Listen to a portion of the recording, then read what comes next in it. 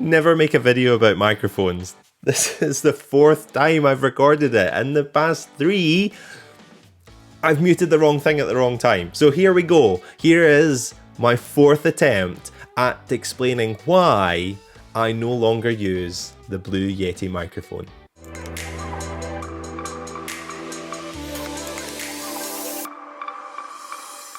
I've jumped ship, I've done it, the king is dead, I am no longer using the world's most popular USB microphone. I have moved on to the 2nd or 3rd most popular USB microphone, and I now use the Elgato Wave 3. Why? Why have I moved? Well, there are 4 very important reasons that I have jumped from one ship to the other, and I'm going to take you through those. Before I do, I want to mention why I'm getting a new mic at all. If you've watched any of the previous videos I've made, you would have maybe noticed I have a perfectly functional microphone. You might even have seen the dome of the Blue Yeti creeping into shot. Except I didn't have a functioning microphone. It was on its last legs. For the past few weeks, I've been getting a low-level electrical hiss from my microphone. I've read all the blogs, I've watched all the videos, and I haven't found a solution to it. And yes, I have changed the cable a couple of times. It didn't do any good, so it was time to get a new microphone. What direction was I going to go in? Do I get another Blue Yeti? Upgrade to the Blue Yeti X? Do I go for an Elgato mic, or do I jump totally into the unknown waters of XLR connections and just admit that my entire flat is now a studio? I'm not there yet, but stay tuned. New mics. I was a blank slate. Well, I say a blank slate. I was naturally gravitating towards the Blue Yeti X. It seemed a logical upgrade. If I've been happy with the Blue Yeti for 2 years, then why not just get the newer model? Except I started thinking through a few things, and here are the 4 reasons why I did not get a Blue Yeti X. The first reason is actually something I've touched on already, and it's the cable. The cable for the Blue Yeti.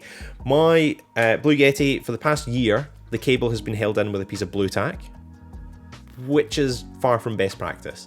But also, it's not to be unexpected, because a Yeti uses a micro USB cable. I'm going to duck out a shot while I show you this, because I've got facial tracking on. So I can only show you it if there we go. Micro USB.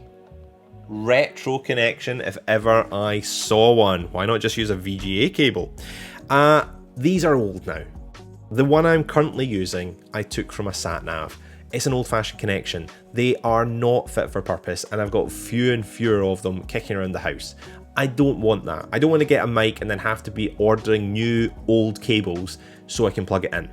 The Elgato Wave 3, on the other hand, USB-C. That makes me a happy boy. I've got a MacBook which has 4 USB-C ports and nothing else. So anything that can plug directly into my Mac is a winner for me. So that is the first reason I moved away from Blue Yeti to Wave 3. A future-proof connection. Second reason, well, this one's less robust in all honesty. In all my other videos, you might have noticed the odd little Elgato product creeping into shot. I've got 2 Elgato Keylight Airs, I've got the Stream Deck, I've got the Cam Link, I've got the Strip Light, 2 of them. I've got the roll-up green screen. Pretty much any product that Elgato make, I rush out and buy. And I've been happy with them. I've loved my Elgato products, not the Strip Light. I had real problems with it. I broke it. I'm really annoyed at them for that. But everything else, I've really, really enjoyed. So the second reason I moved from Yeti to Wave is it's a brand I know and I trust. They make quality streaming products. They really, really do. Reason number 3 is quite a small one, but an important one. This little button here. This little mute button. It's handy to have a mute button on your microphone, but I have a problem. I regularly mute before I cough or something in a Zoom call, or maybe I mute before I start hitting something on the keyboard, and this is a problem.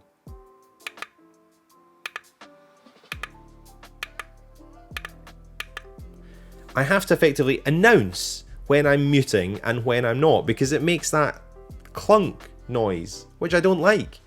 The Wave 3 capacitive touch, so I can silently mute and unmute.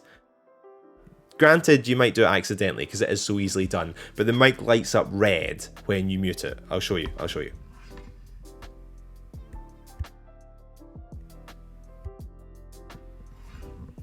Much better. So now I can subtly mute, cough, and then unmute without anyone noticing. So that was reason number 3, the silent mute function.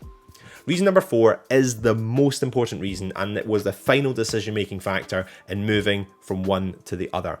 As I started trying to fix the problem of the electrical hiss, I started listening and monitoring more to what I was currently working with. When I started monitoring the Blue Yeti really closely, I started noticing something really annoying. And it's partly my fault. It's my fault because I use my mic by putting it in front of me on a desk. That's not really best practice. If you want a really, really good mic sound, you do need a boom arm that's going to come in and be above you and deaden any of that table noise. I don't have space for that yet. So I need to put my mic in front of me. That does mean that it's likely to pick up knocks and bumps. I'm likely to hit it, and I didn't realize just how much of that resonated on the Blue Yeti. This is a solid piece of kit. Look at that metal stand and metal housing. Any noise I make on my table, that'd be an email, any noise I make on my table, it rattles right through the Blue Yeti like a thunderstorm. I'm going to show you this. I will increase the volume in the next section just a smidge so you can actually hear it. But here, if I switch from my Wave onto my Blue Yeti, voice-wise, they sound very similar. But when I move my mouse, it's different.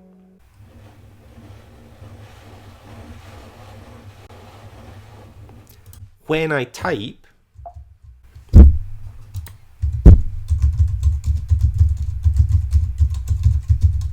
every rattle of the key is picked up by this metal housing of the Blue Yeti. Let's switch over to the Wave 3. So back on the Wave 3, I'm also going to move my mouse to the other side so that my mouse is closer to the Wave 3 now, and I'll just do that same test. Again, I'll increase the volume by the same amount on this microphone and we'll compare them. So here's the Wave 3.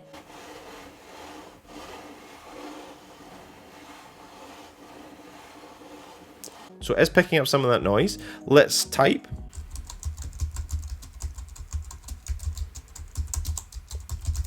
Again, it is picking up a little bit of that noise, but there is a big difference. If we compare the two housings, metal housing, every rattle straight up into the mic. Wave 3, if you pay the extra £40, you can have a shock mount. This suspends the mic on a little bit of elastic, and when I knock the table, when I hit a key, when I move the mouse around, it just deadens some of that noise. And that was important for me. There are stands that you can get for the Blue Yeti, but nothing quite as built-in or compact for sitting right in front of you as simply as the Blue Wave 3 does. So those are the 4 reasons that I jumped ship. First reason, the Wave 3 has a much more future-proof connection. Second reason, Elgato is a brand that I really do trust and enjoy their products. Reason number 3 is that capacitive mute function, so I can mute silently. And reason number 4, the additional shock mount on the table stand is really important for me and my small little office. So hopefully that has been interesting to you. I'm really curious what mics you are using. Is there one that you think, yes, this is the best mic that is out there?